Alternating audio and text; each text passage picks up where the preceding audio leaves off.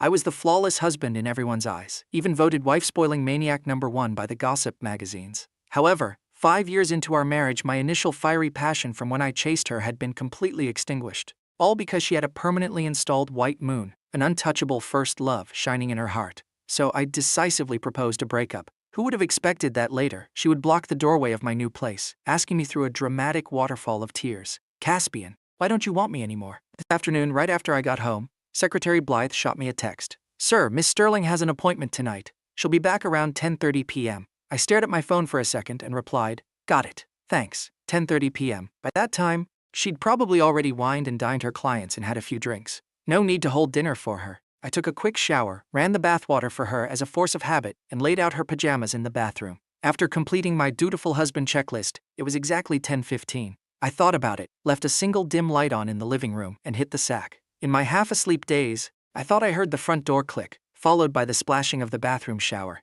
Just as I was about to enter dreamland, a waft of perfume suddenly appeared beside me, a warm body pressed against my slightly chilly back. Groggily, I turned my head and accidentally bumped lips with her. Serafina was probably a bit toasted. She clung to me like a clingy kitten, her cheek gently rubbing against my arm as she mumbled, "Why did you go to sleep so early?" I replied, "I'm a bit tired," but she refused to let go. Whatever, she's always like this when she's marinated in alcohol. If I didn't let her have her way, she'd just whine and hum all night. Maybe this was the only time she ever actually acted cute with me. Maybe only in this exact moment did I actually feel like her husband. I simply couldn't refuse her. After our late-night cardio session concluded, it was the dead of night. She fell into a deep sleep in my arms, but my own sleepiness had clocked out. I got up, poured myself a glass of liquid courage, and sat alone in the living room, staring blankly at our wedding photo on the wall. Seriously, when exactly is the best time to drop the divorce bomb? Serafina and I met in college. Back then, she was the radiant goddess with a halo. Great family background, top grades, and drop-dead gorgeous. Basically a walking cheat code of perfection. Me developing a massive crush on a girl like that was just the logical law of physics. The me back then had skin thicker than a fortress wall. Sadly, I spent 2 semesters running after her like a lovesick puppy, doing a ton of incredibly stupid things, yet still failed to crack her icy exterior. I still remember that snowy day. I stood below her dorm building, freezing my tail off while holding a custom-made cake, only to be rewarded with her ice-cold words. "Caspian, stop coming to find me. I already have someone I like." I didn't take it seriously at first, thinking it was just a generic excuse to reject me. Until one random day I laid eyes on her heartthrob, Alistair Thorne. I saw her shyly letting him hold her hand, looking at him with a smile so full of love it could cause diabetes, and gently tiptoeing to plant a kiss on his cheek. I realized then that Serafina was actually capable of liking someone like that. It's just that the someone wasn't me. Her romance with Alistair quickly became campus headline news. The romance between the goddess and the broke student subjected Alistair to a tsunami of controversy and gossip. Everyone thought he was just a gold digger trying to latch onto the Sterling family's wealth. But Serafina never looked down on him. She was even willing to sever ties with her vehemently opposed parents just to be with him. It's a shame that such an earth-shattering romance didn't get its perfect fairy tale ending. Serafina wanted to marry Alistair right after graduation and elope to live their own little life. But Alistair refused. He didn't want to drag Serafina down, didn't want her to regret making a wrong decision. He declared he had to go out and carve his own empire to make the haters respect him. A lot of people witnessed their dramatic screaming matches on campus. Just like that. Argue, make up, argue again. Finally, on the day Alistair decided to pack up and head back to his hometown to start a school, they broke up. Half a year later, the Sterling family and the Vance family had a joint business project. Serafina and I crossed paths once again. Thanks to the project, we got familiar with each other again. Looking back now, I was probably taking advantage of her emotional vulnerability. I still treated her incredibly well, just like I did years ago. I would share the business survival tips I'd learned with her, act as her human meat shield for alcohol at her networking dinners, and escort her safely home after every single event. One freezing night 3 months later, she saw me standing downstairs at her company building, practically turning into a popsicle. She walked over briskly and asked, "Caspian, do you really like me that much?" I looked at her numbly and nodded. Yeah, I had always liked her a ridiculous amount. She raised her hand, covered her lips, and let out a soft chuckle. She said, "Then do you want to marry me?" When we first got hitched, I was bursting with enthusiasm for this marriage. You could even say that for the vast majority of the past 5 years, my marital enthusiasm battery was fully charged. Because I liked her. I also foolishly believed that the reason she proposed to me was because she liked me too. So, even though she rarely replied to my texts, even though I had to get her schedule from the Sterling corporate secretary, even though aside from our routine bedroom interactions we had 0 intimate moments, none of it wore down my stubbornly durable love for her. The Vance family business had always been run by me and my older brother. My dad's original plan was to see which of us was better suited to manage the company and hand it over to that son. However, I knew myself well, decent at planning, terrible at executing tough calls, so I never really cared for corporate power. But Serafina was different. She was an only child, no siblings to fight with. Sooner or later, she had to take the throne of the Sterling enterprise. Old man Sterling was strict, and the board of directors loved to make things difficult for her, a young female executive. I knew that even if she didn't say it, she was terrified and lost. So, after deep contemplation, I forfeited my chance at the Vance family management tier and parachuted into the Sterling enterprise, helping her manage the most chaotic branch company they had. I knew exactly how insanely hard it was for a young girl to establish dominance in such a massive corporation. Therefore, I tried my absolute best to keep her plate clean of other worries. Even when I worked myself into getting sick, I wouldn't tell her. I'd just drag myself to the hospital alone. Until that fateful day, I accidentally dug out a box. A document inside revealed that for several years, she had been anonymously donating money to a rural elementary school, and the principal of that rural school, in order to thank this anonymous benefactor, wrote a handwritten thank you letter every single year, having a related agency pass it along. Those letters were neatly and obsessively stacked in the box, lacking even a single extra crease. And that rural school principal was Alistair Thorne. After waking up the next day, I asked the nanny to whip up some breakfast in the kitchen. Serafina suddenly sidled up behind me and gave me a light hug. I jumped out of my skin and looked back at her. "Are you eating breakfast at home today?" She nodded. "Mm-hmm." The nanny froze, staring blankly at me. I looked awkwardly at the ingredients in the nanny's hands. In the past, I would always have the nanny prepare 2 portions of breakfast, regardless of whether she was eating at home or not. But recently, I stopped ordering the couple's combo. I only asked her to make my solo portion.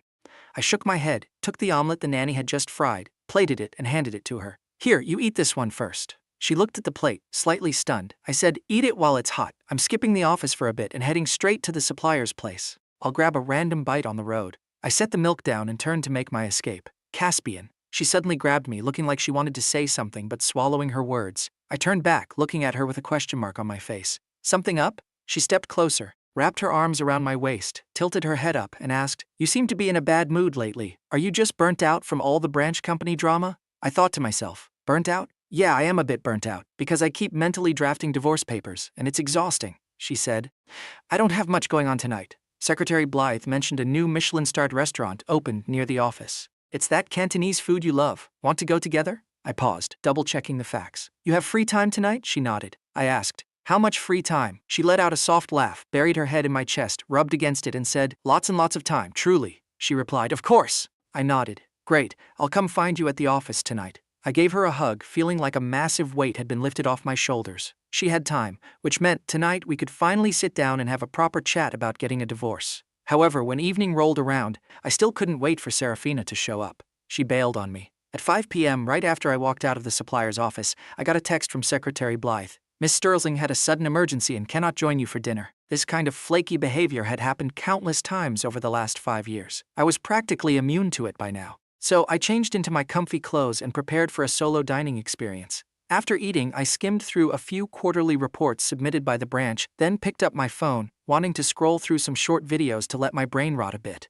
And then, I saw Serafina in a trending local video. She wasn't alone. Alistair Thorne was there too. They were sitting across from each other, with the Sterling corporate ground floor cafe as the backdrop. The video creator was probably an employee of the company. She was fangirling in the video. "Look at our company's epic perks. Even us low-tier workers can casually bump into our goddess boss having coffee with the famous educator, Principal Alistair. Principal Alistair is even more handsome in person than on TV. I want to sprint over and beg for an autograph." The video was posted exactly 5 minutes ago. The comment section was a flood of pure adoration. "Beautiful boss and handsome principal. My eyes are blessed. So jealous of the OP. Hey gorgeous, is your company hiring? I want to be at the crime scene." I stared at it silently for a long time, then turned off my phone. So, the reason Serafina bailed on me was Alistair Thorne. I don't know why, but clearly I was the one with the legal husband title, yet I felt like her ditching me for Alistair was the most mathematically correct thing in the world.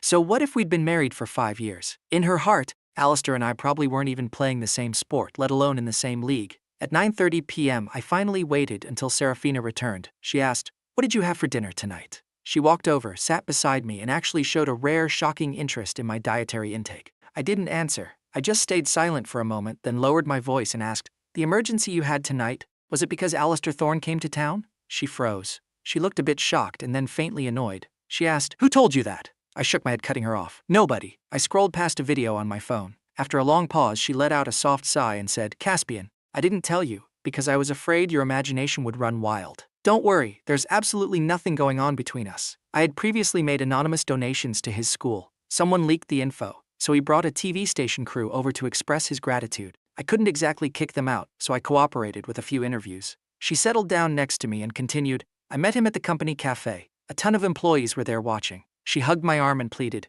Hubby, we've been married for 5 years. Surely we have at least this much basic trust, she added. How about tomorrow? Let's go eat at that Cantonese place together tomorrow, pretty please. I abruptly interrupted her. Serafina, I actually hate Cantonese food. It was because you liked it. Back then, to fabricate common ground and find an excuse to ask you out, I lied and told you I liked it too. I massaged my temples, my exhaustion peaking as I asked, We've been married for 5 years.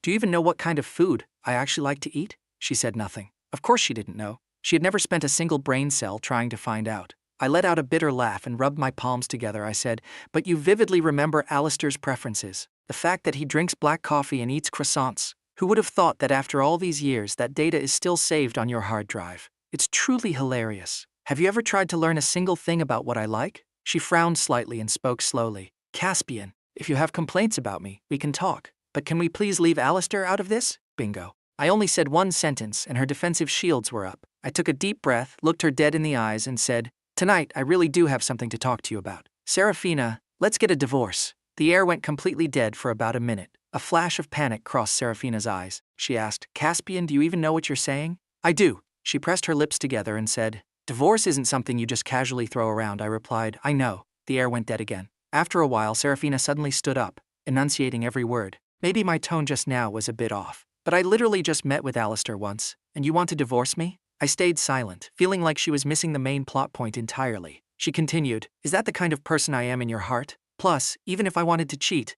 I wouldn't do it like this. We've been married for 5 years, you should know me. Oh, I knew her all right. She was always meticulous. Anything she did, she planned to perfection. The things she cared about had to be flawless, untouchable by criticism. But, did she know me? Did she ever actually like me? Seeing that video tonight made all my college-era loser feelings mount a massive comeback. The facts were right there. The second she stood next to Alistair, she would completely wipe me from her mental RAM. But for a grown adult to sit around whining about romantic feelings at this age felt pathetically hilarious. So I said, I just feel that after being married all these years, we simply aren't a good match. You can totally go find a better upgrade, she asked. Where exactly are we not a good match? She instinctively reached out and grabbed my arm, asking, Caspian, I know. Over the past 5 years you've done so much for me. I swatted her hand away and interrupted. But I don't want to keep doing it anymore. Her hand hovered awkwardly in the air. I continued. I've already drafted the divorce agree. Caspian, she suddenly cut me off. I already explained the Alistair situation. I promised you I won't have any messy entanglement with him. What on earth do you want from me? She looked deeply frustrated, her voice trembling slightly.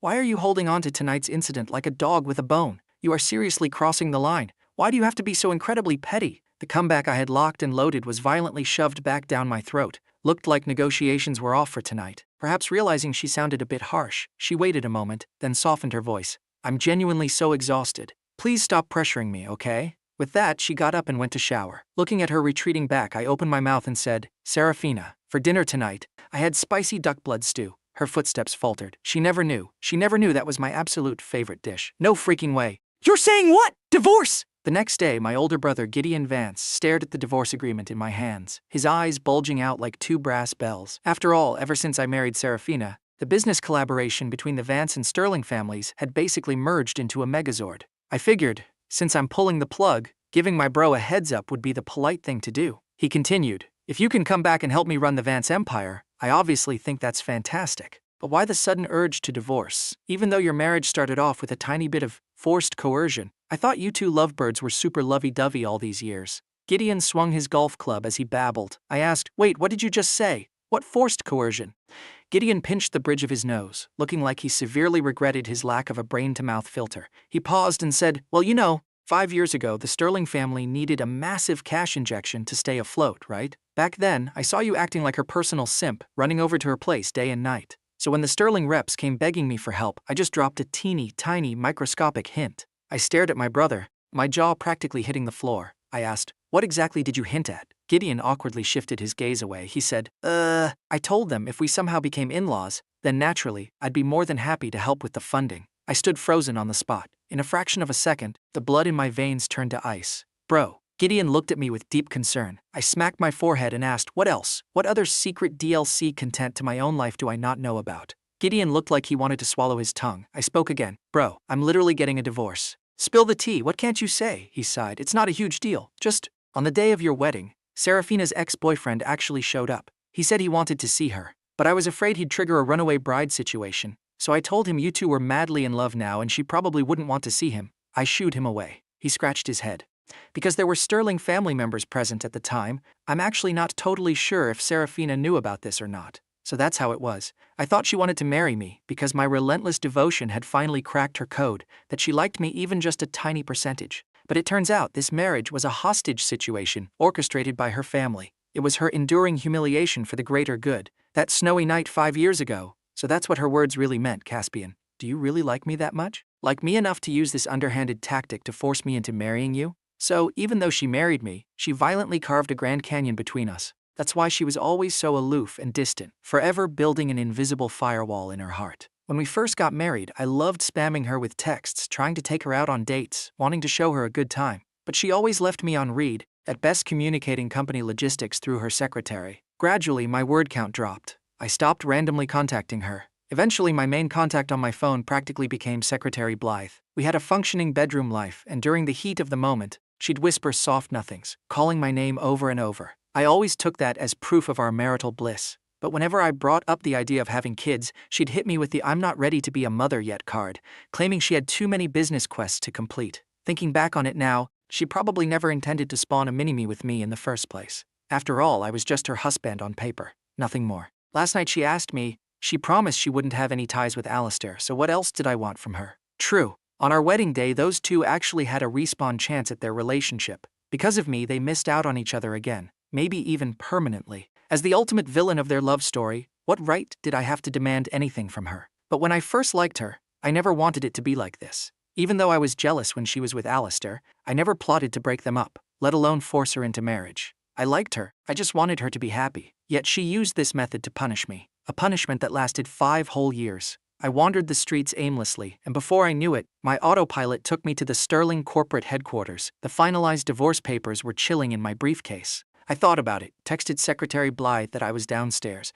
and told her I was coming up to find Serafina. I wanted to end it. I didn't want to drag this out for another episode. Stepping into the ground floor lobby, who do I bump into? Alistair Thorne. He was smiling, chatting up the receptionist. Hearing my footsteps, he turned and locked eyes with me. He looked a bit skinnier than in the video, a bit more sunbaked than his college days. Despite wearing a totally basic jacket and jeans, he radiated an aura of confidence, maturity, and stability. He nodded at me. Long time no see. I ended up dragging him to the ground floor cafe. He said, I didn't expect to find a place here that serves croissants and black coffee that taste exactly like our old campus cafe. The nostalgia is real. His smile was still as fresh and handsome as ever. He sighed nostalgically. College days. Those were the good times. He proactively shared the lore of his past few years. The guy was genuinely impressive. After retreating to his hometown to build a school, he rescued tons of local dropout kids. Now the school was booming, and he was a certified local hero. I sincerely praised him. You're incredible, he chuckled. People only see the shiny highlight reel. Honestly, back in the day, there were times I almost rage quit. He picked up his cup, took a sip of coffee, and dropped a bomb. Actually,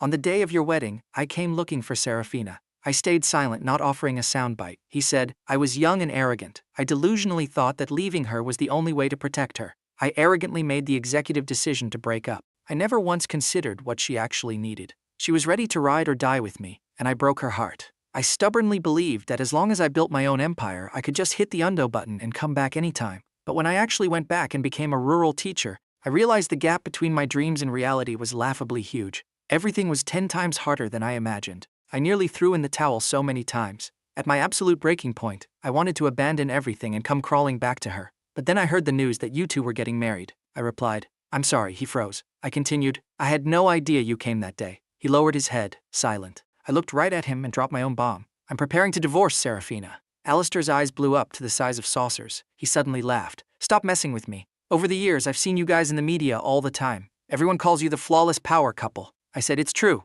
After a long pause, he asked softly, can I ask, why are you divorcing? I shook my head, thinking, why else? Because my battery is at 0%. I also really want to find someone who's willing to ride or die with me. Right at that moment, a familiar voice echoed from the cafe entrance. Caspian. Both Alistair and I whipped our heads around. It was Serafina. She power walked over. When she got close and saw Alistair, she seemed to flinch for a microsecond, then immediately glared at me. She demanded, "Why did you suddenly show up here?" Looking at her demeanor, my brain instantly processed the situation. She probably assumed I was here specifically to make Alistair's life